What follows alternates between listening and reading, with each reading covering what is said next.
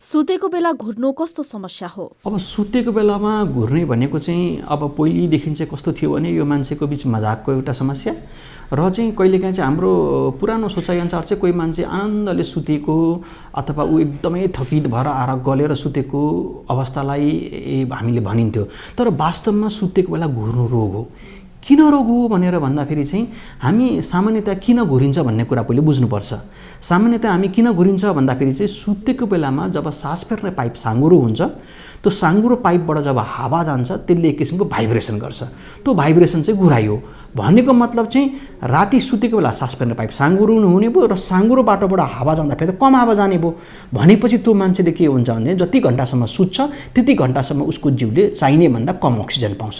त्यसैले गर्दाखेरि यो लामो समयसम्म भयो, दीर्घकालीन भयो, वर्षौँ वर्ष भयो भने यसले बिस्तारै रोगहरू जन्माउन सुरु गर्छ। त्यसै कारण यो रोग हो। मानिसमा घुर्ने समस्या किन हुन्छ र कारणहरू के हुन्? सामान्यतया घुर्ने चाहिँ एउटा त के हुन्छ एज रिलेटेड हुन्छ। जस्तो हामी जब जवान छौँ, जवान भएको बेलामा के हुन्छ हाम्रो जिउको मसल्सको टोनहरू राम्रो मेन्टेन भएको हुन्छ।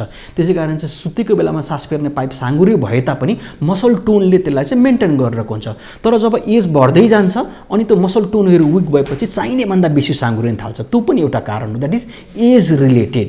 अर्को चाहिँ हाम्रो सास फेर्ने बाटोमा कुनै प्रकारले त्यो बाटोलाई साँघुरिएको छ। हुनसक्छ त्यो नाकको हड्डी बाङ्गो भएर हुनसक्छ अथवा नाकमा मासु पलाएर हुनसक्छ।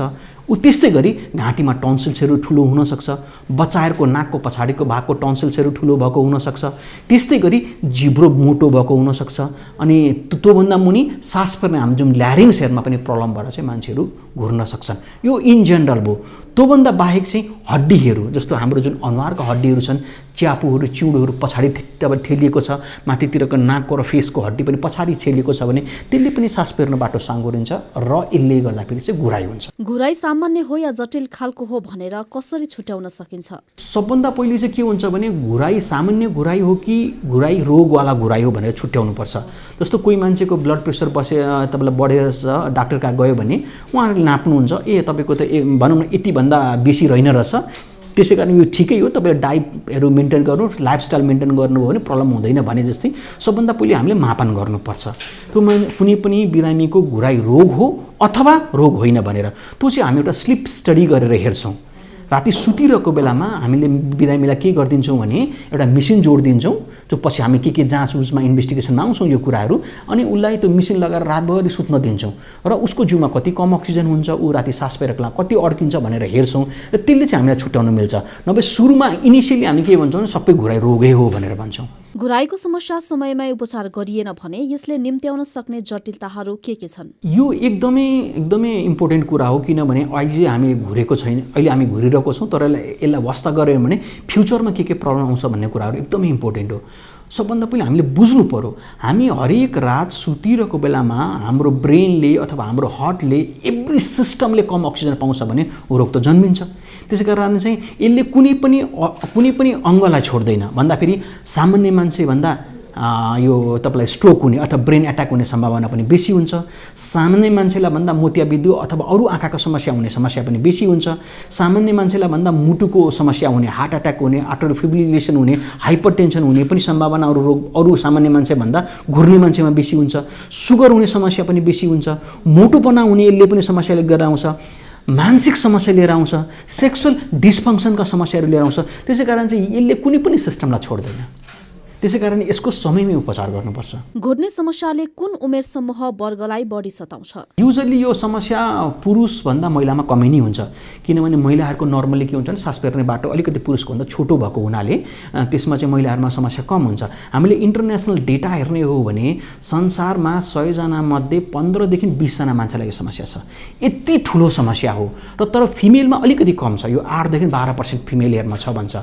अनि एउटा अर्को ग्रुप चाहिँ हामी बच्चाहरूमा पनि कमनली भेट्छौँ। बच्चाहरूमा लगभग 3 देखि 6 वर्षका समूहहरूमा पनि तपाईँलाई कमनली भेटिन्छ। र अर्को चाहिँ एक्सट्रिम अफ एजमा गएर जब तपाईँ मान्छे 50-60 वर्षको हुन्छ, जब मांसपेशीहरू कमलो हुँदै जान्छ, त्यो एजमा पनि तपाईँलाई भेट्छौँ यो समस्याहरू। घुर्ने समस्याका विषयमा मानिसमा भएको भ्रम र यसका सत्यताहरू के छन्? अब यो सम्बन्धी भ्रमहरू के छ भने हामी राति सुतिरहेको बेलामा सास फेर्न सुतिरहेको बेलामा घुर्नु भनेको सामान्य हो, यसले जिउमा केही पनि असर गर्दैन भन्ने छ। सत्यता के हो भन्दाखेरि सुतिरहेको बेलामा घुर्नु भनेको जिउमा कम अक्सिजन तपाईँलाई पुग्नु हो र यसले चाहिँ जिउमा पछि लङ टर्म तपाईँलाई प्रब्लम हुन्छ। यो चाहिँ इन जेनरल भ्रम र तपाईँ सत्यता हो। मानिसहरू कुन बेला चिकित्सकको परामर्शमा जानुपर्छ? यो एकदमै जटिल कुरा हो, किनभने यसका लक्षणहरू के हुन् भन्ने कुरा हामीले बुझ्नुपर्छ।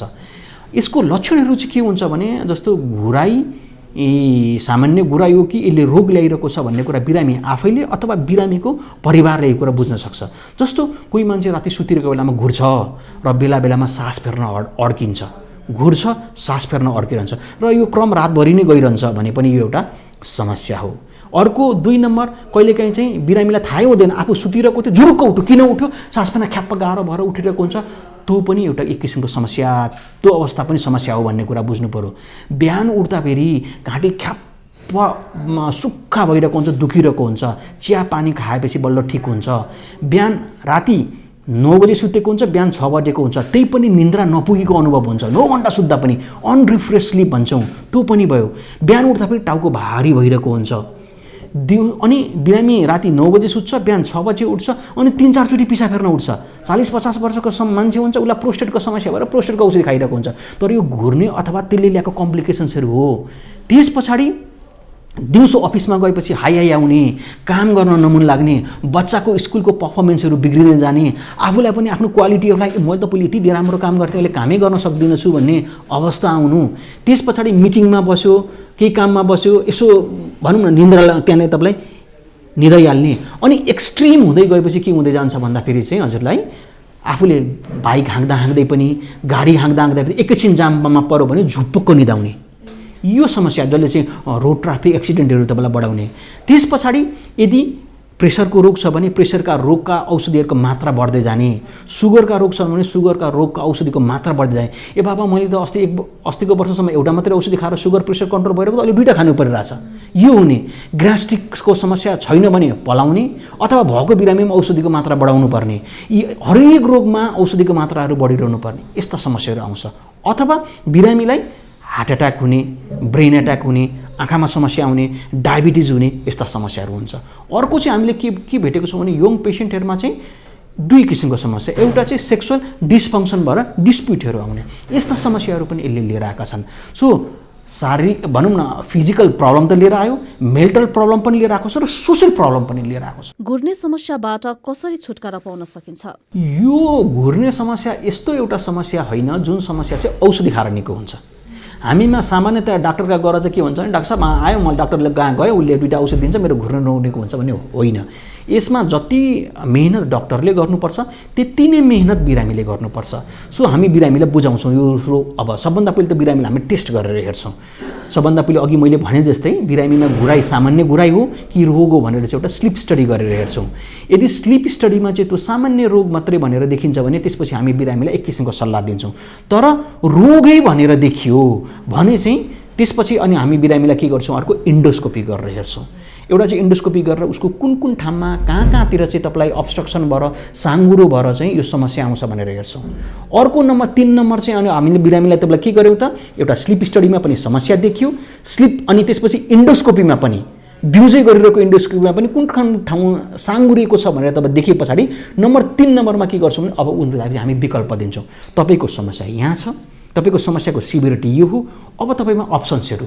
सामान्यतया हामीले जेनरल अप्सन्स दिने भनेको चाहिँ वेट घटाउने, बिरामीको वेट घटाउनै पर्छ, एकदम इम्पोर्टेन्ट कुरा हो। नम्बर 2 एउटा स्लिप एप्निया एक्सर्साइज भनेर छ जुन हामीले युट्युबमा लिङ्क सेयर गरेको छौँ। स्लिप एप्निया एक्सर्साइज नेपाली भनेर युट्युबमा टाइप गर्यो भने हामीले बनाएको एक्सर्साइज हुन्छ जुन बिरामीले चाहिँ दिनमा 2-3 चोटि गर्दा फेरि फाइदा गर्छ। नम्बर 3 रेगुलर एक्सर्साइजहरू गर्ने। नम्बर 3 जहाँ रक्सी चुरोट बिडी खानु भएन, सुत्ने बेलामा कोल्डे फर्केर सुत्नु पर्यो। यो चाहिँ के भयो भन्दाखेरि चाहिँ सामान्य सल्लाह भयो। त्यसपछि हामी बिरामीलाई 2 किसिमका विकल्प दिन्छौँ। एक किसिमको विकल्प हामी के दिन्छौँ भन्दाखेरि तपाईँ अपरेसन गर्नतिर लाग्ने हो कि अर्को एउटा सिपाप भन्ने मेसिन पाउँछ जुन बिरामीले राति लगाएर सुत्नुपर्ने हुन्छ। त्यो सिप्याप भन्ने मेसिन लगाएर तपाईँलाई सुत्ने हो। यदि बिरामीले होइन डाक्टर साहब म त सिप्याप भन्ने मेसिन लाउँदिनँ किनभने म भर्खरको छु, भोलि मेरो बिहा गर्नुपर्छ होइन, अब मलाई त सोसल प्रब्लम हुनसक्छ भनेर भन्नुभयो भने, अथवा होइन सुरुमै बिरामीले चाहिँ होइन डाक्टर साहब हामी त अपरेसन गर्छौँ भनेर भन्नुभयो भने त्यसपछि हामी बिरामीलाई एउटा स्लिप इन्डोस्कोपी भनेर गर्छौँ। त्यो भनेको के हो भने बिरामीलाई हामीले अपरेसन थिएटरमा लिएर जान्छौँ अनि बिरामीलाई निन्द्रा लाग्ने औषध दिन्छौँ। अनि जब बिरामी निदाएर घुर्न थाल्छ अनि हामी इन्डोस्कोपी गरेर हेर्छौँ ऊ कुन कुन ठाउँमा चाहिँ उसको बाटो साँगुरिएर ऊ घुर्छ, अनि त्यसको आधारमा तपाईँ यो ठाउँमा तपाईँको बाटो साँगुरिँदो रहेछ अनि तपाईँ घुर्नु हुँदो रहेछ, तपाईँको यहाँको अपरेसन गर्नुपर्छ भनेर हामी बिरामीसँग सल्लाह गर्छौँ। अनि बिरामीले हामीलाई कन्सेन्ट दिएपछि हामी त्यो बाटोहरू ठुलो बनाइदिन्छौँ। यसको उपचारको पद्धति चाहिँ। अनि अर्को चाहिँ होइन, कहिलेकाहीँ बिरामीमा सिभियर मोटो मान्छे हुन्छ, सिभियर स्लिप एप्निया छ भने चाहिँ उहाँहरूलाई हामी सिप्यापै लगाउनु भनेर सल्लाह दिन्छौँ। उपचारका लागि बिरामीले कति पैसा खर्च गर्नुपर्छ? अब नर्मल्ली बिरामीले सबभन्दा पहिले वेट लस गर्न सक्यो भने त उसको 20 देखि 30% समस्या त फ्रीमै भयो, किन वेट लस त फ्रीमा हुन्छ। बिरामीले आफूले मेहनत गर्यो, डाइट कन्ट्रोल गर्यो, रेगुलर एक्सर्साइज गर्यो भने त उसको प्रब्लम जस्तो भनौँ जसको चाहिँ जिउको मोटापाले गर्दाखेरि घुर्ने छ उसको 20 to 30% त सोल्युसन फ्रीमै भयो। त्यस पछाडि अब हामी अरू कुराहरू गर्छौँ, जस्तो हामीले नर्मल्ली अब हामीले सरकारी हस्पिटलहरूमा गर्दाखेरि यताउति अपरेसनकोतिर लाग्यो भने हाम्रो 50-60 हजार जतिमा हुन्छ। अब प्राइभेट हस्पिटलहरूको त कुरा नगरौँ हामी होइन, तर यही कुरामा चाहिँ हामी मेसिन लगाएर जुन सिप्याप भन्ने मेसिन छ, सिप्याप भन्ने मेसिनको चाहिँ बिरामीले किन्नु पर्यो र लाउनु पर्यो भने त्यो 80,000 देखि 1.5 लाखसम्मको मेसिनका क्याटेगोरीहरू हुन्छन्, त्यति खर्च हुन्छ। तर यसमा बिरामीले एउटा कुरा के बुझ्नुपर्ने हुन्छ भने हामी हरेक वर्ष मोबाइल फोनमा चाहिँ 30-40 हजार रुपियाँ खर्च गरेर फेर्छौँ। यो त बिरामीको लागि लाइफ टाइम इन्भेस्टमेन्ट हो नि त। त्यसको लागि 80,000 देखि 1 लाख अथवा 1.5 लाख भनेको ठुलो कुरो होइन। हामी चाहिँ बिरामीलाई त्यसरी काउन्सिलिङ गर्छौँ, बरु 3 वर्ष पुरानै मोबाइल तपाईँ चलाउनुहोस्, नफेर्नुहोस्, तर आफ्नो लाइफको लागि चाहिँ सिप्याप अथवा यस्तै तपाईँ सर्जरीमा जान डर लाग्छ भने चाहिँ सिप्यापमा इन्भेस्टमेन्ट गर्नुहोस् भनेर यसरी बिरामीलाई सल्लाह दिन्छौँ। अन्त्यमा सल्लाह सुझाव के दिन चाहनुहुन्छ? मेरो सल्लाह सुझाव चाहिँ सबभन्दा पहिला के हुन्छ नि, यो रोग लाग्नै नदिने हो, आउनै नदिने हो। भनेपछि हामी जन्मिँदाखेरि त घुर्दै जन्मेको होइनौँ, भनेपछि यो समस्या त पछि हामीले एडप्ट गरेको। हामीले वेट गेन गर्न थाल्यौँ, अनि वेट गेन त किन गर्न थाल्यौँ भने त हाम्रो डाइट राम्रो छैन, हामीले एक्सर्साइज गर्दैनौँ, हाम्रो लाइफस्टाइलले अर्बन लाइफस्टाइल भयो। त्यसै कारण चाहिँ हेल्दी डाइट खाने, बाहिरको जङ्क फुडहरू एभोइड गर्ने, त्यसपछि नियमित रूपमा एक्सर्साइज गर्ने र आफूलाई एथलेटिक राखियो भने कतिजना बडी बिल्डर भेरी एक्सर्साइज गर्ने भनेर बडी बिल्डिङ गर्न थाल्यो भने पनि यो समस्या आउँछ। बडी बिल्डरहरूलाई 60 to 70% बडी बिल्डरलाई स्लिप एप्नियाको समस्या हुन्छ, किनभने उहाँहरूले यहाँको मसल्सको ट्रङ्कको मसल्सको बल्क बढाउनुहुन्छ जसले सास फेर्न बाटो साँगुरिन्छ। सो बडी यदि घुर्ने समस्या छैन भने त बडी बिल्डिङ गर्दा भइहाल्यो, तर घुर्ने समस्या छ भने बडी बिल्डिङ गर्नु चाहिँ भने एथलेटिक हुनु पर्यो, कार्डियोहरू गर्नु पर्यो जसले चाहिँ वेट लस हुन्छ। So weight loss, healthy lifestyle, त्यसपछि यति गर्नु भने समस्याहरू प्रायः आउँदैन।